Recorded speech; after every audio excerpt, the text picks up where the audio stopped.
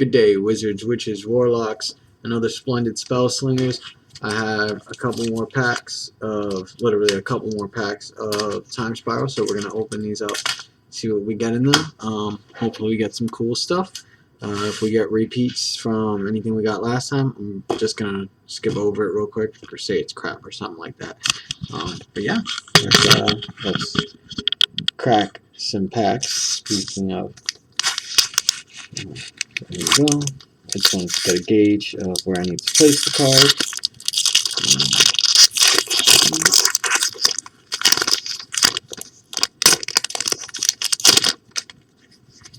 Let's see, where should I adjust? Let's see, what's a good angle for you guys? Where can you guys see? Right, okay, we got Piracy Charm. Piracy Charm is 1 blue and choose 1. Target creature gains Island Walk until end of turn. It can't be blocked as long as the defending player controls an island. Target creature gets +1, -1 until end of turn. Target player discards a card. So for 1, I like that. That's not bad. I'd use that. I'd definitely use that. Especially in a pirate deck.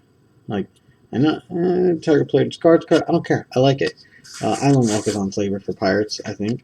For the lightning, we went over this one. I like it. It's okay.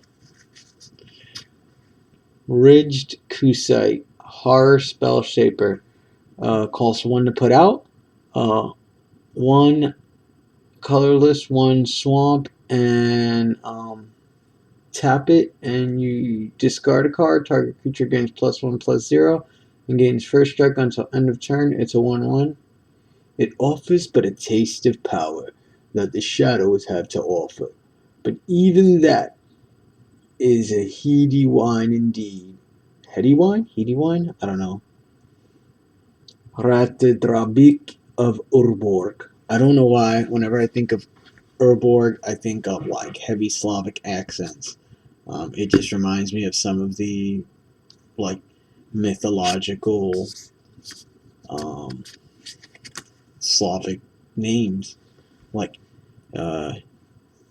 what's his name, Yardavalo or something like that. Yardalo, up in the, I think it's the Lapland region. There's like some big god that's like Yardavalo or something. I was listening to this band called Trollbensfur. They have a song about it. Or maybe it's Arcona. I don't remember. Sorry, I'm on a rant. 1 colorless and 1 green. There's Spinneret Sliver. All slivers have reach. I definitely use that. I don't have a sliver deck. I have a couple of random slivers, but I don't have any sliver lore to put them in. I don't think I'm gonna get one, but if I do, yeah, I'll probably try to build it. I only have like 4 now. I have 4 slivers now. 2 of the slivers I had, actually, no, only I've had, yeah, I think I did have 2 slivers back in the day, and then I've got 2 recently, so 4 slivers, cool. Cutthroat Ildal, Hellbent. Cutthroat Ildal has shadow for as long as you have no cards in hand. It is a 3 colorless and a swamp for a 4/1. I can't see myself using this. I don't know if it's a bad card or a good card. I've never used it. I have never used creatures with shadow. I think I have 2 cards in my whole thing that have shadow. I have like 2 big Rubbermaid bins of cards, and there's like 2 in there that have shadow. I've never used it. Temporal Isolation, Flash, enchant creature. It's an enchantment aura for 1 and a white, and enchanted creature has shadow. Like I'm talking about shadow, and boom, more shadow cards. It can block or be blocked by only creatures with shadow. Prevent all damage that would be dealt by an enchanted creature. Huh. I don't know. No idea. Yeah. Shadow's not much I know about.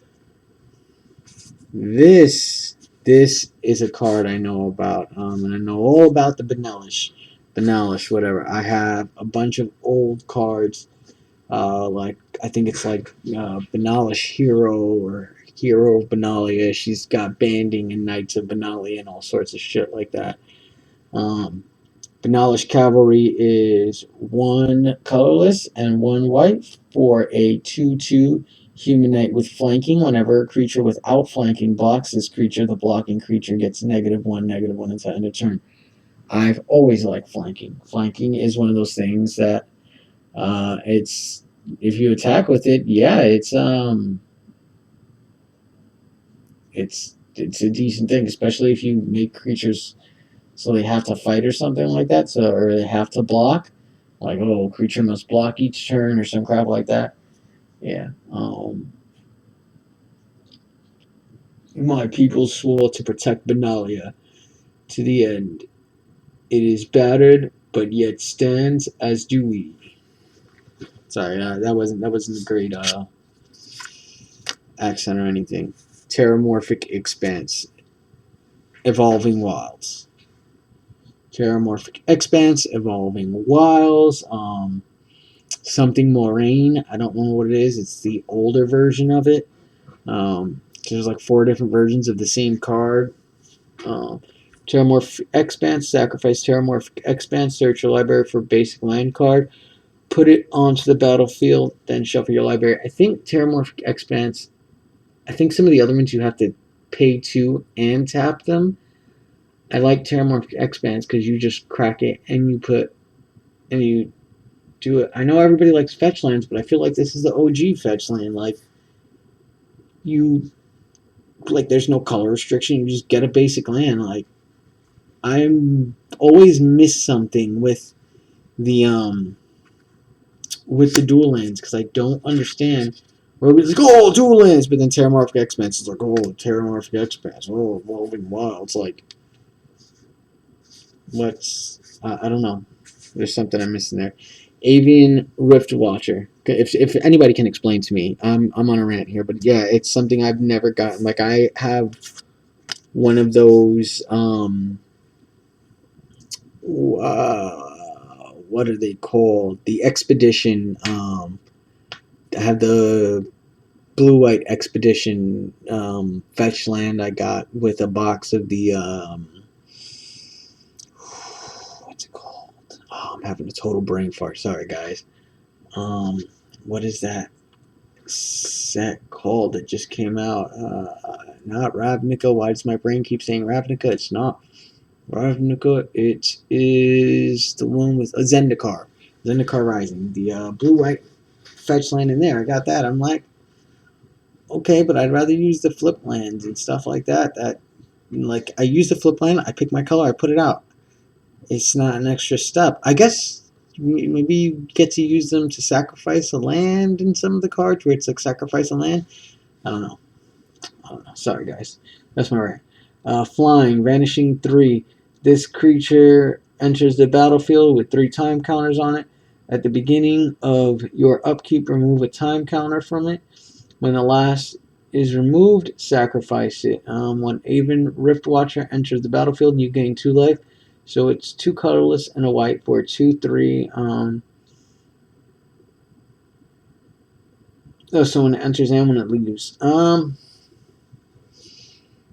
I don't see myself using it, honestly. Yeah, no, not at all. Yeah. I have some old creatures with fading. This was called fading, or they have phase counters on it. There's this big green one, Sky Shroud Behemoth or something like that. Similar concept. I never really used them. Stormfront Riders. When Stormfront Riders enters the battlefield, return 2 creatures you control to their owner's hand. Whenever Stormfront Riders or another creature is returned to your hand from the battlefield, create a 1/1 white soldier token.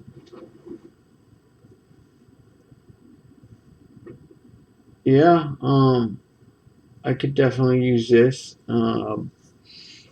Because does it say, it just says 2 creatures, so you could just bounce this back to your hand, put it out, bounce it back to your hand.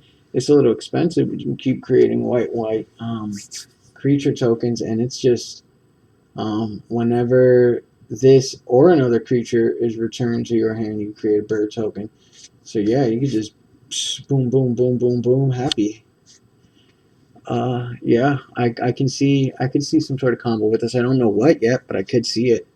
The wheels are turning.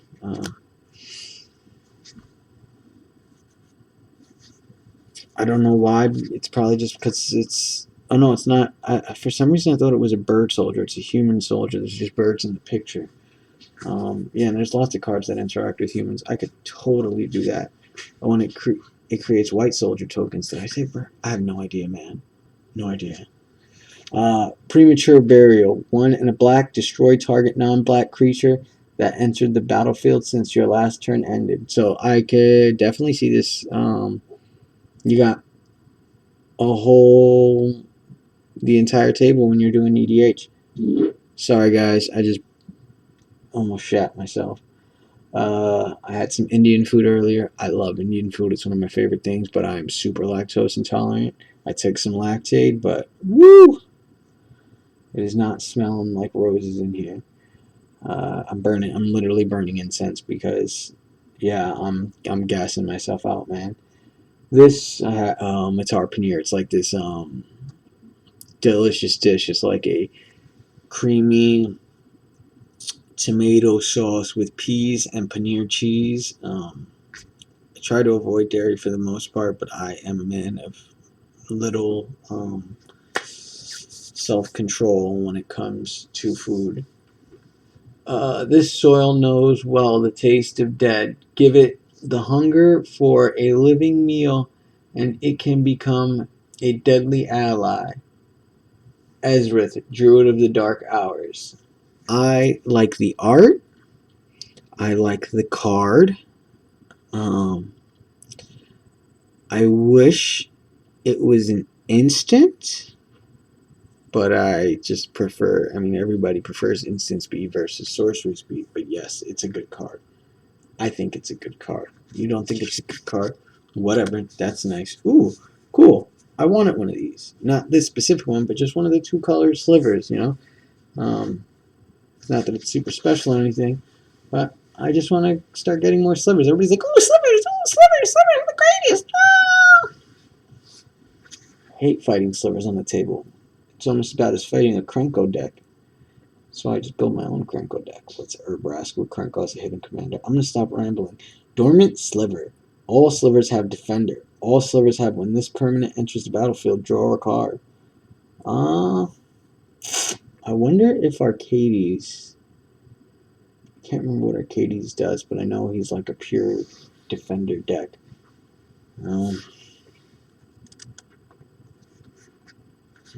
See, there's a foil in there. Hopefully it's something cool. Ooh, Benalis Commander. We were talking about Benalis decks. Benalis Commanders, power and toughness are equal to the number of soldiers you control. Suspend X. Oh, this is intense. I don't know what's up. So, suspend X, X, and 2 white. X can't be 0. Whenever a time counter is removed from Benalis Commander while it's exiled, create a 1/1 white creature token. So it's a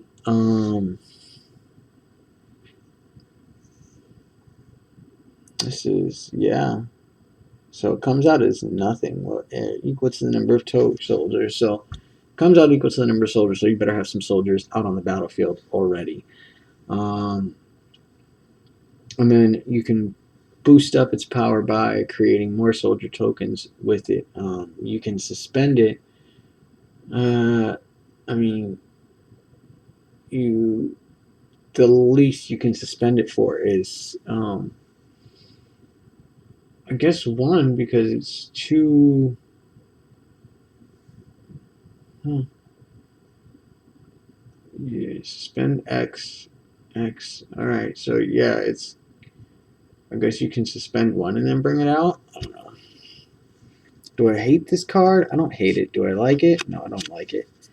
We got Flicker Wisp in the old borders.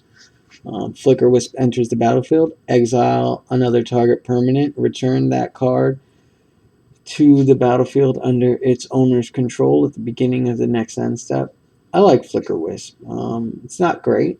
It's not bad. I like Flicker Wisp overall. Um, I'm glad I got Flicker Wisp. Let's see what the foil is. Cross fingers, something good, something good. Really, really, I'm sad. Corpulent Corpse. I'm reading this in a blah mood because I'm blah about this. It's trash. Oh, I still have one more pack. I didn't realize that. Okay, I'm happy. This creature can't be blocked except by artifact creatures and/or black creatures. That was Fear, which I think was replaced by Menace. Suspend 5. Pay 1 rather than cast this card. From your hand, you may pay 1 black and exile it with 5 time counters on it. At the beginning of your upkeep, remove a time counter. When the last is removed, cast it without paying its mana cost. It's a 3/3 with Fear. Like, I'm done with this card. Get out of my face. I'm upset by it. Ugh. Ugh. The card is just blah. Wasting, foiling. Just give me a regular card instead of giving me a foil. That, whatever this is. Okay. I don't know why, but I like this card. I love the art of this card. I just really like this card. There's nothing special about it. Just it's a mirror, and I like mirrors.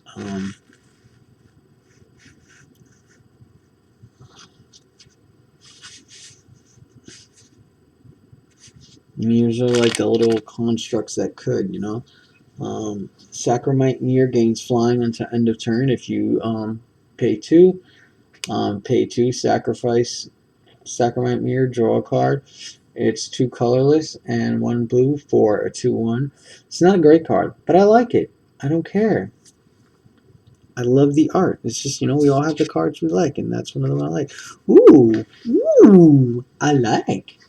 Another card I like. Ooh, bringing back Slivers hard. I'll double this amount of Slivers pretty much that I have. Ooh, 2-headed Sliver. All Slivers have menace. Ooh, can't be blocked except by 2 creatures or more. That which would be a fatal mutation in any other species is merely a source of new power. I am intrigued, yet too fearful to examine it closely. Rukarumal Field Journal. It is 1 colorless and 1 red for a 1/1. I like it. And look at that art. It's pretty. You see the 2 heads? That's that double head. That's Slobby Knobby times 2. What do we have here? We have a 7 colorless and 1 blue cost for Slipstream Serpent. I got your Slipstream Serpent right here. Right here. Literally, it's right here. Slipstream Serpent can't attack unless defending player controls an island. So it's got like reverse island walk or something like that. When you control no island, sacrifice it. Oh, there's another one like this. I don't remember the name of it. Ooh, I have it in my old cards. Whatever. Morph. Oh, and it's a morph card, so I could throw it into. I mean, I don't know if it's worth throwing into that that Commander 19 deck, the Morphy guys, something slinking sorcerer or something. I mean, Foretell is completely outdone Morph. I love Foretell. But for those who aren't familiar, reading the card explains the card. First rule of Morph. Second rule of Morph is Morph. There is each of them has varying cost, but this one is 5 colorless and a blue. You may cast this card face down as a 2/2 creature for, and then turn it face up anytime for its morph cost. So you put it down as a 2/2 creature for 3. You put it face down, and then whenever you wanna, you know, you've activated my trap card, Kaiba. You tap 5 of whatever color, and then a blue, so 6 altogether. So you're paying a lot you're always paying way too much for morph. I like foretell a little bit better because one, you got it off to the side. There's just a lot of good stuff about. I feel like foretell and mutate were essentially old ideas reimagined. Like, and I've probably talked about this before, but I can't get it out of my head. Like, I feel like mutate wanted to be the hit that banding was, or banding wanted to be the hit that mutate was, and banding just didn't really. It's like I don't remember ever a time where banding was like, oh, it's got banding. That's why you don't see a lot of creatures with it. I got a couple elephants. I got a couple soldiers. I got Soroya, which gives birds banding. What I'm going to do is mutate stuff with banding onto birds so that they all get banding. I got a bunch of big things with banding. Big things with banding. Alright. I'm done with this card. Go away. Go away. Evolution Charm. One colorless and one green. It's an instant. Choose one. Search your library for a basic land card. Reveal it. Put it into your hand. Then shuffle your library. Return target creature card from your graveyard to your hand. Target creature gains flying until end of turn. Realistically, I'm going to use one or two. 3 is probably rarely going to happen. Unless I need to get a big swinging and that person's got nothing with flying and I don't see a lot of cards in his hand and I'm not worried about him countering it, then I might give the creature flying a swinging for 10 to 20, whatever damage I need to do that's like big. It's got to be big damage, so big damage that's hard to recover from. For me to waste, getting a land or getting a creature back. Blight Speaker is one colorless and one black. Search your library for a rebel. Oh, it's a rebel. Human rebel cleric. Yeah, I remember I was watching the thing where Gavin Voorhees was talking about rebels. I know I have some old rebel cards, but whatever. For a rebel permanent with converted mana cost 3 or less, put it onto the battlefield, then shuffle your library. One croak sermon spreads propaganda and plague. The only way Rebel would really do anything for me is if they had a Billy Idol Rebel Yell callback or something, Secret Layer Rebel Yell, Secret Layer 80s hair metal, something like that. I mean, I know Billy Idol is an 80s hair metal, but you know what I'm getting at. Do a Rebel Yell card, that would be sick. You got Rebel Yell, you got Iron Man, Black Sabbath, and that'd be cool to have cards like that. Like that game, what was it called? Guilty Gear. Where all the soundtrack. Do you remember that soundtrack? Woo, that was sick. That soundtrack was sick. And then all the characters had super metal names. You had one of the characters was Dio. The other character was Zappa. Faust. There's so many good characters. All right, let me get back on track. Utopia Vow. You got one colorless, one green. It's an enchantment aura. Enchant creature. Enchant creature can't attack or block. Enchant creature has add 1 mana of any color. I'm basically turning my creature into a land. The only way I would do that is that creature had an enter the battlefield effect that is now used up, and it's already a trash creature. Because why am I going to make my creature not be able to attack or block? That's a creature where tapping it does damage, because then I can tap, do damage, and use it for land. But Knowledge Cavalry, we already went over this one. It's got flanking. Ooh! Dead and gone. Look at that. Instant. Dead is 1 red. Deals 2 damage to target creature. So you got shock. Gone is 2 colorless and 1 red. Return target creature you don't control to its owner's hands. Meh? I wonder if somebody takes control of your creature. Huh, okay, yeah, I could do that. Somebody takes control of your creature, you use that, and you return it to your hand. Target creature you don't control to its owner's hands. Yeah, I could definitely see using that. Gem Hide Sliver. All slivers have add 1 mana of any color. That's a sliver right there. There we go. That's the sliver. I mean, besides, you know, one of the big slivers. Looking for that big bad sliver up in there. Minions Murmur. You draw X cards and you lose X life, where X is the number of creatures you control.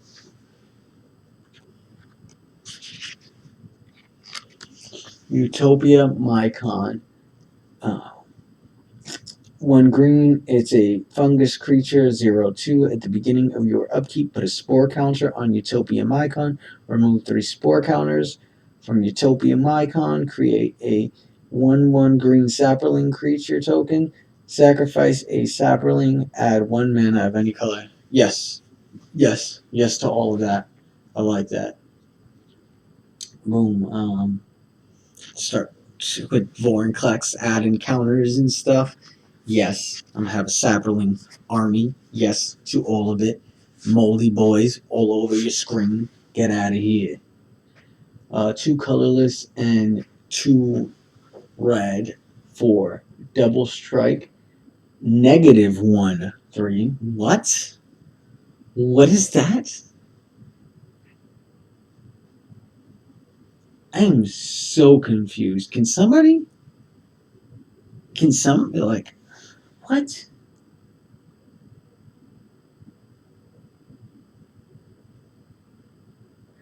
Elements flourished as Dominaria healed, and new forms of life adapted to the land's reinfusion with mana. So you tap a red, and it gets +1/+0 until end of turn, but it's got -1 and 3 for 4. It's got double strike, but what does that matter? Like, does it deal -1 counters, or does it just, like, you gotta plus it up? I'm done with this card. I don't like it. I'm confused by it. It hurts my brain. The card needs to come with instructions. Angel's Grace.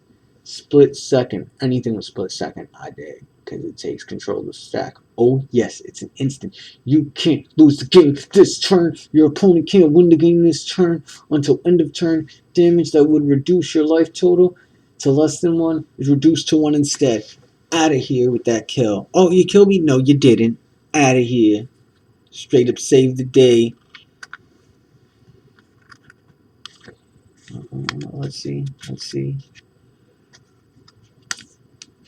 Ooh, Arch of Araska. I like this. Ascend. Ooh, look at that. Look at that card. It's pretty. Oh, I like it. Ascend. If you control 10 or more permanents, you get the city's blessing. Add colorless. 5 colorless and tap. Draw a card. Activate this ability if you have the city's blessing. Ooh, I like it.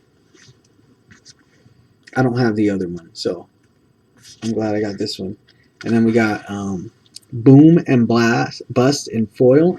Destroy target land you control, and target land you don't control. Destroy all lands. I don't always play land destruction, but when I do, it's against the mill deck. Screw you, mill. Because I want to play. You're like, oh, don't play land destruction because I want to play the game. You're milling me. Like, get out of here. Get out of here. Get out of my face with, oh, I want to play the game, but I don't want you to play the game. I'm going to throw all your cards in the graveyard. Oh, don't destroy my hands. Playing mono red. Like, yes, I'm going to destroy your lands. You're going to mill me? I'm going to destroy your lands. Fight me, blue. All right. Thank you guys for coming here watching. I got a little excited tonight. Overall, I love the old borders. Overall, I like Time Spiral. It's giving me some split second cards, and it's giving me some slivers. I dig it. I hope you guys dig it, and if you don't, that's fine. Not saying, sorry. Not saying that I want you guys not to enjoy your sets. I'm saying you know, if you don't enjoy it, not everybody enjoys everything, right? We got people left and right in Magic complaining. So